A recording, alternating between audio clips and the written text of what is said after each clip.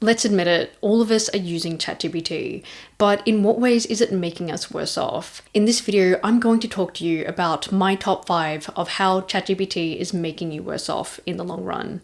I'm also going to talk to you about the things you can do to help minimize the risks. First up, brain rot. You've probably already heard the term brain rot, but what is it exactly? When I say brain rot, I'm talking about the kind of screen time that doesn't challenge your brain at all. In one of my previous videos, I spoke about the things that you can do to help boost your IQ, all of which are based on actual research evidence. This included lifestyle changes, such as better sleep, more regular exercise, and trying to minimize ultra-processed foods. And then there were things such as learning a new language, taking up a musical instrument, solving puzzles, and reading books that challenge you. Interestingly, all of these things have one thing in common. They give your brain a workout. All of this mental activity helps to strengthen neural connections in your brain, helping you to feel cognitively sharper. So what happens when you stop challenging your brain? Cognitive atrophy, in other words, brain rot. You might eventually learn that you're slower when it comes to solving problems,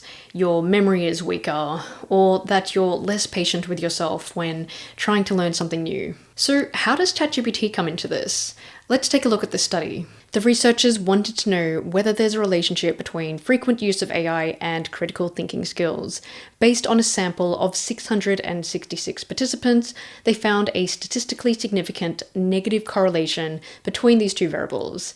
In other words, people who tend to use AI more frequently tend to have poorer critical thinking skills. Now, technically, this is correlation, not causation, and we need to keep in mind that people with poorer critical thinking skills might be more likely to depend on AI. But it also makes sense that overly relying on AI isn't good for critical thinking skills. If you're getting ChatGPT to come up with all the answers for you, then that's not helping you to get better at critiquing evidence or finding logical flaws in arguments. Let's look at this other study. There were 54 participants in the study, ranging in age from 18 to 39, and the participants were required to write an essay.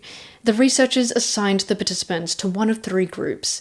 The first could use ChatGPT for help, the second group was allowed to use a search engine, and the third group had to write the essay without any help from these tools. In particular, the researchers were interested in measuring brain activity using EEG devices while the participants were writing their essay.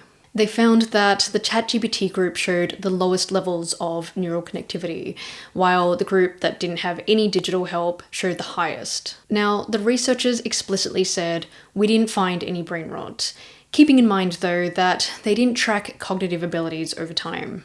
But they did also find that even when the ChatGPT group was asked to write another essay, this time with no digital help, they still showed less brain activity compared to those participants who had never used ChatGPT as part of the study. In other words, the fact that they had used ChatGPT seemed to have made them worse off cognitively. So what can you do to help prevent ChatGPT brain rot? For starters, try doing the work yourself and then getting ChatGPT to proofread your work. In other words, try to challenge your brain rather than letting it rot from copying and pasting. Second, you're starting to sound like everyone else. This is known as AI homogenization, when content supposedly generated by humans starts to sound more and more similar because of so many people using AI to generate their content. Consider ChatGPT resumes. After ChatGPT became publicly available, there was a huge and sudden rise in people using ChatGPT to write their resumes and cover letters. This may be really convenient, but the problem is that there are now so many job seekers doing it that resumes are starting to pretty much look and sound the same. This is a news report in the ABC, which talks about how job seekers have lost their individuality in their job applications, and this is making it harder for employers to separate the good candidates from the not so good candidates. Yes, it's understandable using AI to help tidy up your resume and cover letter, but if you're just doing a copy and paste job, then the risk you take is that your resume is going to start sounding like everyone else's. And ironically, this might make you even less likely to get the job, because rather than sounding exceptional, you just sound like all the other candidates. Another example here is the rise of content creators using AI to produce their content.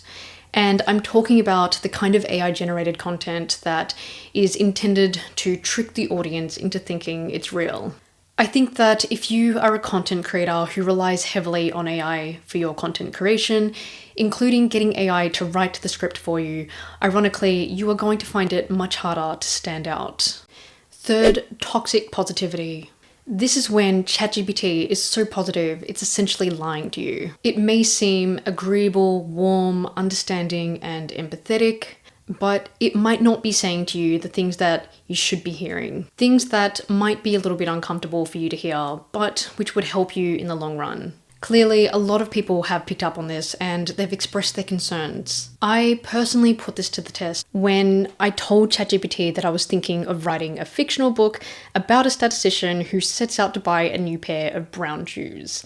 I asked if it thought that this was a good idea for a book. Lo and behold, ChatGPT told me that it's a great idea and encouraged me to write it. I decided to test this out again just recently. Interestingly, it told me that this is a good idea, but was honest about the fact that it would probably be unlikely to hold most readers' attention, although it still tried to think of how the story could work, and ended its response with a very optimistic conclusion. But just to clarify, it is of course a terrible book idea, and I'm definitely not going to write it. In a way, this matters if you think you've come up with a good idea, but it could actually be a really bad idea. Rather than asking ChatGPT if it thinks your idea is a good idea, see if you can instead ask ChatGPT to give you the reasons on why your idea is a good idea and why it's a bad idea. That way, you're seeing the bigger picture of whether it's worth pursuing your idea. Another one in relation to toxic positivity is excessive emotional validation. This is also known as AI sycophancy. It's when the AI tool constantly flatters you, agrees with you, and validates all your feelings and beliefs. If you tell it about the conflict that you're having with someone else, it tells you simply that you are the victim and you did nothing wrong. Maybe in some cases this is true, but what if you did cross a line and you actually need someone to carefully explain that to you? Because if you don't understand where you went wrong, then you can't learn how to improve. AI sycophancy is also the reason why I think that AI relationships will continue to take off. Basically because the AI tool feels like the perfect companion, but that doesn't mean that it is the perfect companion. As I said before, it might not be giving you that balanced feedback that can help you grow over time. Number 4, false diagnosis. This is when people use ChatGPT as a therapist and they feel that this is enough for them to be diagnosed with some kind of psychological disorder. Imagine someone telling ChatGPT that they seem to lose their keys a lot, they tend to be late to appointments, and they often find themselves daydreaming. ChatGPT might say to this person that yes, they do seem to have ADHD symptoms. This person might find it so convincing that they decide it's not even worth seeking professional help, or they do decide to seek professional help, but only to tell the psychologist or the psychiatrist that they already know what they have. ChatGPT might agree with you that you do have the symptoms, but it doesn't know enough about your daily life, your work, your studies, your medical history, your hospitalization history, your friendships, your relationships, your fears. So it can't help you in the way that a professional can for living a better, more functional life. Finally, not achieving more. The other night, I was watching Bohemian Rhapsody, and in particular, I loved the part of the film where it showed the song Bohemian Rhapsody coming together. Now, I don't know how accurate the film is, but it did make me think, if generative AI had existed at that point in time, and if Freddie Mercury had simply asked the AI tool to come up with a rock song that is likely to be a huge hit,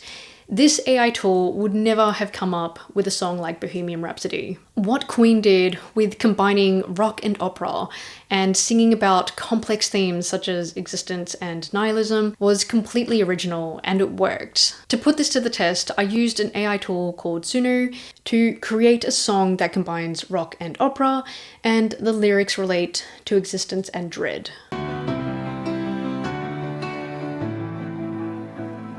I wake inside my mate. It fits like borrowed skin.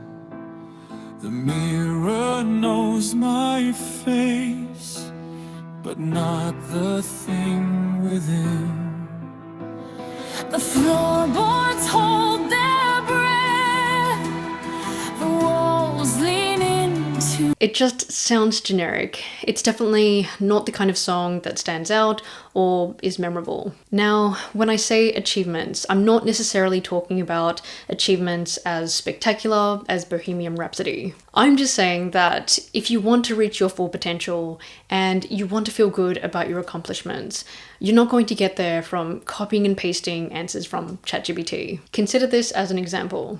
Author Lena McDonald published a book called Dark Hollow Academy Year 2, but as it had turned out, she didn't really write the book. It was obvious because she had accidentally included an AI prompt in the book. And not only had she used AI to write parts of the book, she had actually used AI to copy another author's style. This would have been career destroying for McDonald. If she had instead worked really hard at the book and tried to develop her own original voice as an author, then she would have found herself feeling genuinely accomplished rather than shamed. In a way, those are my top 5 for how ChatGPT is making us worse off. Do you think that there's anything else that should have been included? Be sure to leave your thoughts in the comments section below. Thanks for watching.